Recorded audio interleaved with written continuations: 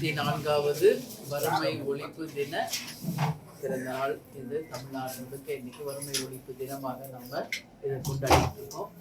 அது மட்டும் கிடையாது, எல்லா இடத்துலையுமே நலத்திட்ட உதவிகள் வழங்குறோம். அந்த வகையில் இன்னைக்கு விருதாச்சலம் தொகுதியில கேப்டன் 2006 ஜெயிச்சப்போ என்னெல்லாம் செய்தாரோ அது அத்தனை இந்த 2026 இப்ப நான் வெற்றி பெற்று இலவச கணினி மையம், இலவச தையல் பயிற்சி மையம், அதே மாதிரி அன்னதானம் எல்லாம் கேப்டனை பொறுத்த வரைக்கும் எம்மதமும் சம்மதம். அதனால 3 கோவில்களுக்கும் சென்று விருதகிரீஸ்வரர், அதே மாதிரி சர்ச்சு, அப்படியே மாதிரி தர்கா 3லையும் போய் கேப்டனுக்காக நாங்கள் ப்ரே பண்ணியிருக்கோம்.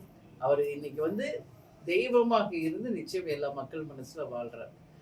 இருந்தாலும் மறைந்தாலும் பேர் சொல்ல வேண்டும், இவர் போல யார் என்று ஊர் சொல்ல வேண்டும் என்று சொல்லக்கூடிய அளவு ஒட்டுமொத்த தமிழ்நாட்டு மக்கள், தமிழ் மக்கள், தமிழக மக்கள், உலகம் பூரா இருப்பவர்கள் மனதில் நீங்க இடம் பிடிச்சிருக்கார் கேப்டன். அவர் எங்களுக்கு என்ன பாதை காமிச்சிட்டு போனாரோ அந்த பாதையில் நாங்கள் நிச்சயமாக கொஞ்சம் கூட தவறாமல் அந்த பாதையில் நடப்போம். அவர் எங்களுக்கு சொல்லிட்டு போன அறிவுரைகளை நிச்சயம் ஃபாலோ பண்ணுவோம்.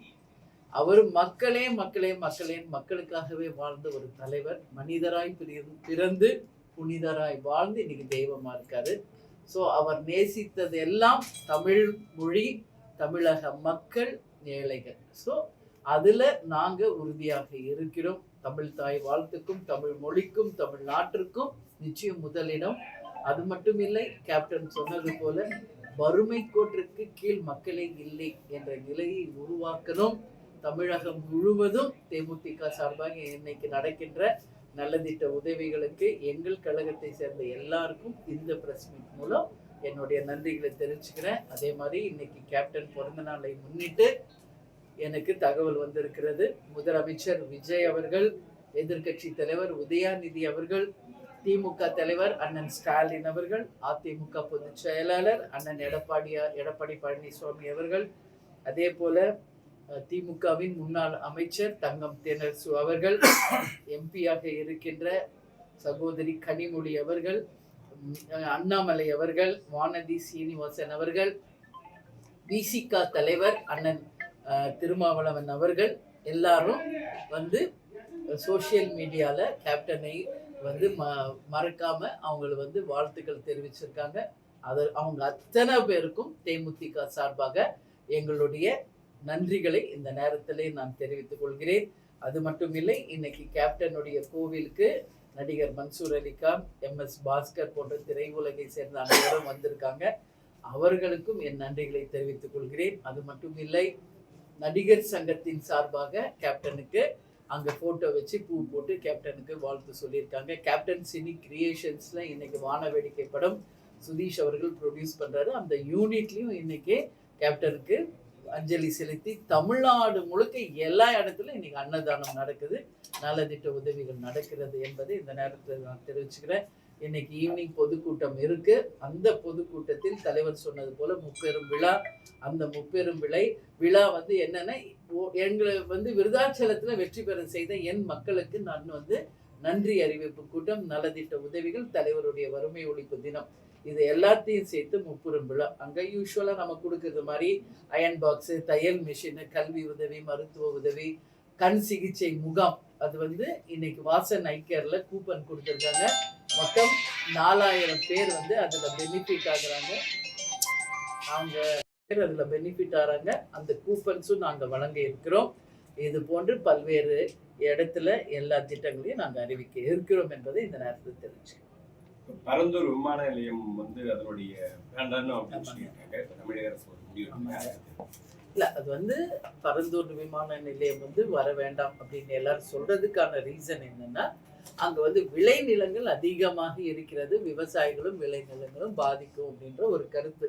அதனாலதான் மக்கள் தொடர்ந்து எதிர்ப்பு தெரிவிச்சாங்க.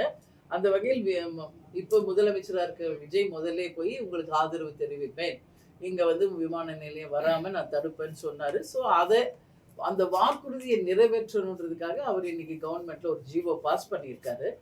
ஆனா இதை எதிர்கட்சி திமுக ஏற்கனவே நிலம் கையகப்படுத்தப்பட்டு நிறைய ஃபண்ட்ஸ் அதுக்காக ஒதுக்கப்பட்டு அந்த பணிகள் ஆல்மோஸ்ட் நடந்துகிட்டு இருக்கு. ஒரு 25% வேலை முடிஞ்சிருக்கு. இது வந்து மத்திய அரசினுடைய ஒரு ஸ்கீம். அதனால வந்து நாங்க என்ன சொல்றோம்னா, மக்கள் விரும்புறவங்களுக்கு தான் ஒரு ஸ்கீம் இங்க வருதுன்னா, அது மக்கள் விரும்பினாதான் அந்த ஸ்கீம் வந்து சக்சஸ் ஆகும். மக்கள் எதிர்ப்பு தெரிவிச்சா அந்த ஸ்கீம் வந்து நிச்சயமாக எந்த அளவு சக்சஸ் ஆகும்னு ஒரு கேள்வி இருக்குங்க. எனவே நான் என்ன சொல்றேன், சவுண்ட் சைலண்ட்ல போடுங்க. அதுல வந்து என்ன சொல்றேன்னா, கண்டிப்பாங்க வந்து அந்த மக்களுக்கு விரும்புற ஒரு ஸ்கீமா இருந்தா அதை நாங்க வரவேற்போங்க.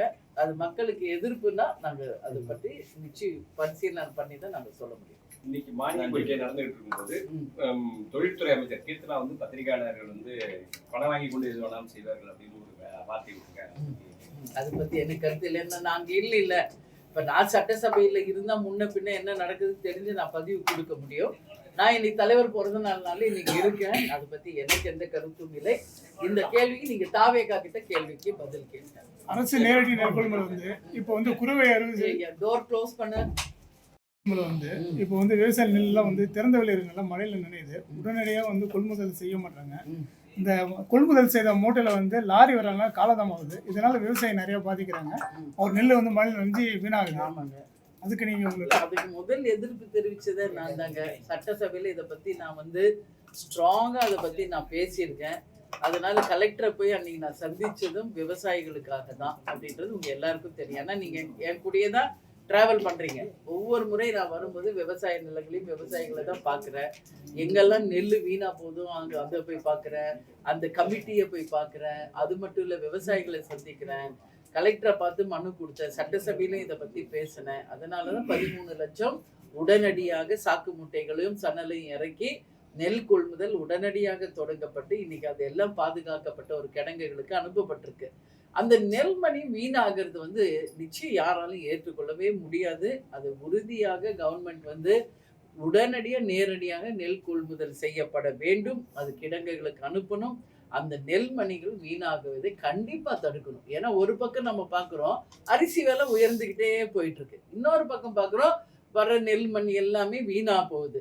மழையில நனைஞ்சு நெல் கொள்முதல் இல்லையாம கிடங்குக்கு போகாம. ஸோ இது ரெண்டுமே வந்து சரி பண்ணாலே விலைவாசியும் நாம் கட்டுப்படுத்த முடியும். அது மட்டும் கிடையாது, எல்லா இடத்துலையுமே கிடங்குகளை அமைச்சு பாதுகாப்பும் நம்ம பண்ண முடியும். விருதாச்சலம் மருத்துவமனையில் போகலாம். அதாவது விஷக்கடிக்கு மருந்து இல்லைங்க. அது பாம்பு கடி அந்த சைடில் வந்து விவசாயிகள் அதிகம். அது வந்து கூலி தொழிலாளி பாம்பு மேல் சிகிச்சைக்கு தான் அனுப்புறாங்க. பெரும்பாலும் கடலூர் திரும்பவும் அதுக்கான தீர்வுகள்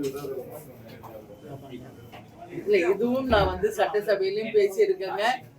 இதுவும் வந்து நான் வந்து கலெக்டர் கிட்டே இதை பத்தி பேசியிருக்கேன். எங்கெல்லாம் வந்து ஹாஸ்பிட்டல்ஸ் இருக்கோ அதை வந்து நிச்சயமாக எல்லா இடத்துலையும் தரம் உயர்த்தணும். நாட் ஓன்லி டவுன்ல இருக்கிறது இல்லை, கீழே கிராமங்கள் வரைக்கும் இருக்கின்ற அரசு ஆஸ்பத்திரிகள் எல்லாம் தரம் உயர்த்தப்பட்டு டாக்டர்ஸு, செவிலியர்கள், மருந்து மாத்திரைகள், நீங்க சொன்ன மாதிரி பாம்பு கடிக்கு உடனடியாக சிகிச்சை என்னெல்லாம் இருக்கோ அதை அத்தனையும் செய்யணும் என்று நான் வந்து கோரிக்கை வைத்திருக்கிறேன்.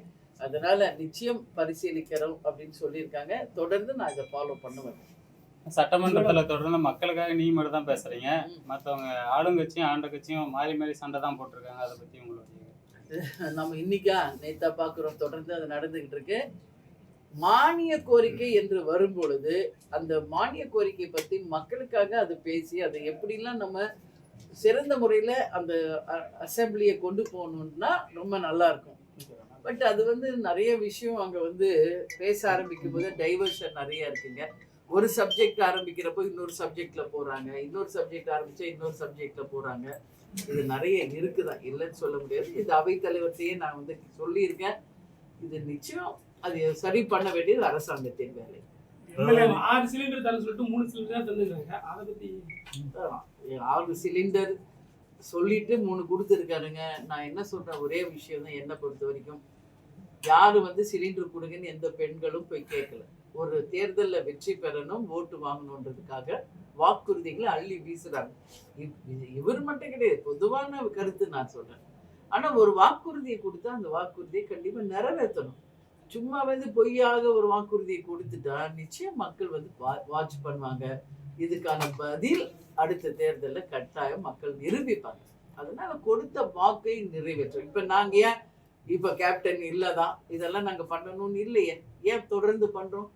கேப்டன் வந்து கொடுத்துருக்காரு, வார்த்தை கொடுத்துருக்காரு மக்களுக்கு.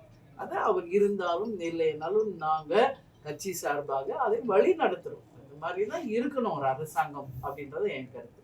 இது இந்த இப்போ நீங்கள் கேட்டீங்க இல்லையா அசெம்பிளி பற்றி, இப்போ சாட் ஜிபிடியில் வந்து இன்னைக்கு ஒரு இது வந்திருக்கு. இன்னைக்கு ஒன்றுக்கு தமிழ்நாட்டில் எந்த சட்டமன்ற உறுப்பினர் புதுசாக வெற்றி பெற்ற சட்டமன்ற உறுப்பினர் பர்ஃபார்மன்ஸ் எப்படி நல்லா இருக்குன்ட்டு இன்னைக்கு ஒன்று வந்திருக்கு. அந்த சாட் ஜிபிடியில் பார்த்தீங்கன்னாக்கா அதில் வந்து பிரேமலதா விஜயகாந்த் ஃபர்ஸ்ட் பேரில் இருக்குது. ஸோ அதில் பார்த்தீங்கன்னா எல்லாம் அதில் போட்டிருக்கான் ஃபுல்லாக, நீங்களே பார்க்கலாம். அது சாட் ஜிபிடியில் நீங்கள் போயிட்டு பெஸ்ட் பர்ஃபார்மர் இந்த அசம்பிளியும் போட்டிங்கன்னா அது அப்படியே வருது. 23 லேடிஸில் வந்து பர்ஃபார்மன்ஸ் பெஸ்ட்டு வந்து பிரேமலதா வருது. அதே மாதிரி எல்லாம் நிறைய வருது, அதில் டாப் 5லும் வருது. இந்த மாதிரி வந்து இன்னைக்கு வந்து பெரிய விஷயமா இன்னைக்கு பேசப்படுகிறது. ஃபர்ஸ்ட் டைம் எம்பியா போயிருக்காரு. எம்பியா வந்து யார் பெஸ்ட் பெர்ஃபார்மர் அப்படின்னு நீங்கள் சாட் ஜிபிடியில் போட்டு பாருங்க, எவ்வளோ பேர் இருக்காங்க டெல்லியில், உங்களுக்கு தெரியும். அதில் எல்கே சுதீஷ் பேர் தான் ஃபர்ஸ்ட் வருதுங்க. ஏன்னா ஃபர்ஸ்ட் டைம் போய் அவ்வளோ தூரம் தமிழ்நாட்டுக்காக மக்களுக்காக வந்து பெர்ஃபார்ம் பண்ணுறாரு. சாட் ஜிபிடி சொல்றது, இது நம்ம சொல்றது இல்லை, நீங்களே சாட் ஜிபிடியில் போய் பார்த்தீங்கன்னா தெரியும். எம்பி பெஸ்ட் பெர்ஃபார்மர் எல்கே சுதீஷ்னு வருது. அதே மாதிரி அசம்பிளியில் லேடிஸில் பெஸ்ட் பெர்ஃபார்மர்னா என் பேர் வருதுன்னு சொன்னாங்க. நான் அதெல்லாம் பார்க்க மாட்டேங்க, அது எனக்கு சொன்னாங்க, அது வந்து உங்களுக்கு சொல்கிறாரு, அவ்வளோதான். தமிழ்நாடு முழுக்க அதான் சொல்லிட்டு இருக்கு. இது பாருங்க, நம்ம வந்து பார்லிமெண்ட்ல இது வந்திருக்கு. இந்த புதுசாக வந்த எம்பி புதுசாக இப்போ வந்து 2026 டெல்லி ஒரு 37 பேர் ராஜ்யசபா வந்திருக்காங்க. அதனுடைய டீட்டெயில்ஸ் போட்டிருக்காங்க. நான் ஓவரால் சொல்ல, இப்போ புதுசாக பதிவு எடுத்துருக்கோம் இந்த செஷன்ல. இது நீங்களே ஜாலியாக இருக்கிற விஷயத்தை தான் சொல்றாரு. ஆய்வு செய்து அவங்க வந்து யாரு ஃபர்ஸ்ட் செகண்ட் அவங்க போட்டிருக்காங்க, அதை தான் காமிக்கல. இல்லை சாட் ஜிபிடி அதே எடுத்துக்கும், அது போய் யாரும் சொல்ல தேவையில்லை. நம்ம என்ன கொஸ்டின் அவங்க இது வந்து நம்ம டெல்லியிலேருந்து அனுப்பிச்சு விட்டாங்க. இன்னைக்கு டெல்லியிலேருந்து அவங்க தமிழ்நாட்டில் யார் பெஸ்ட்டு, நம்ம பார்லிமெண்ட்டில் யார் பர்ஃபார்ம் பண்ணிட்டு 2மே வந்திருக்கு. உங்களுக்கு தகவலுக்காக சொல்றோம். இது பெருமைப்படக்கூடிய ஒரு விஷயமா நான் பார்க்கல. எங்களுக்கு மக்களுக்கு நம்ம சேவை செய்யணும், வாக்களித்த மக்களுக்கு சேவை செய்யணும். அதை கேப்டன் எங்களுக்கு வலியுறுத்தி பண்ணியிருக்காரு. அந்த வகையில் எம்எல்ஏவும் எம்பியாகவும் கண்டிப்பாக எங்கள் பணி மக்களுக்காக 100% இல்லை 200% செய்வோம். இன்னைக்கு கேப்டன் பிறந்த நாள், அதுவும் விருதாச்சலத்தில் எம்எல்ஏ ஆஃபீஸ்லேருந்து நான் சொல்ல வேண்டிய முதல் வார்த்தை, விருதாச்சலத்தை மாவட்டமாக அறிவிக்க வேண்டும் என்பதுதான் என்னுடைய முதல் கோரிக்கை. அதற்காக உறுதியாக நான் வந்து முதலமைச்சர்கிட்டையும் சட்டசபையிலும் பேரவை தலைவரிடமும் அமைச்சர் பெருமக்களிடம் நான் தொடர்ந்து வலியுறுத்திக்கிட்டு இருக்கேன். இன்னைக்கு 3 கோயில்களுக்கு நான் போகும்போதும் என்னுடைய வேண்டுதலும் முதலில் அதுதான், விருதாச்சலத்தை மாவட்டமாக அறிவிக்கணும் அப்படின்றத என்னுடைய முதல் வேண்டுதல் கூட. ஏன்னா வாக்களித்த மக்களுக்கு நிச்சயம் அதை நிறைவேற்றணும் என்பதுதான் கேப்டன் ஆசைப்பட்டாரு. அதுதான் நானும் நினைக்கிறேன், மக்கள் விருப்பமும் அதுவாக தான் இருக்கு. எனவே அது நிச்சயம் நடக்கணும் என்பதை இந்த நேரத்தில் நான் உங்களுக்கு சொல்றேன். நிறைய பேர் நான் நிறைய அதை பத்தி சொல்லிட்டோம். நானே சட்டசபையில பேசியிருக்கேன், வெளியே வந்து நான் தான் அதை பத்தி ஃபர்ஸ்ட் பேசினேன். நிறைய எல்லாத்தையும் இல்ல நிறைய எல்லாத்தையும் கார் இருக்குங்க, இருக்கிறவங்களுக்கு அது தேவையில்லைன்றது என் கருத்து கூட. உண்மையிலே இல்லாத எம்எல்ஏஸ்க்கு கொடுக்கணும், அதுல தப்பு கிடையாது.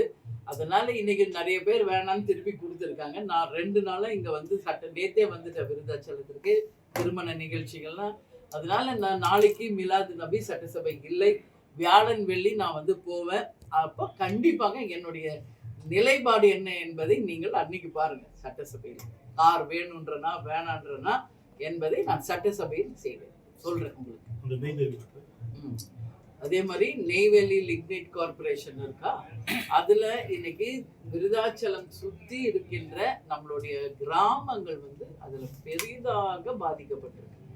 அதுல வந்து மெயினா நிலத்தடி நீர் பாதிச்சதுனால கிட்னி ஃபெயிலியர்ஸ் வருது, தண்ணி இல்லை, அதே மாதிரி ரோடு வசதி இல்லை, தெருவிளக்குகள் இல்லை, மருத்துவ வசதி கிடையாது. இந்த மாதிரி நிறைய பிரச்சனை இருக்கு. நான் 2006 இருந்து நான் போய் பார்க்குறேன் தலைவர்கிட்ட. இப்போ கூட யாரோ கேட்டாங்க, எப்படி எல்லா வில்லேஜ் பேரும் நீங்கள் இவ்வளோ கிளியராக சொல்கிறீங்க, இங்கேயே நாங்கள்லாம் 50 வருஷமாக வாழ்கிறோம், எங்களுக்கே அந்த பேரெல்லாம் தெரியலன்னா.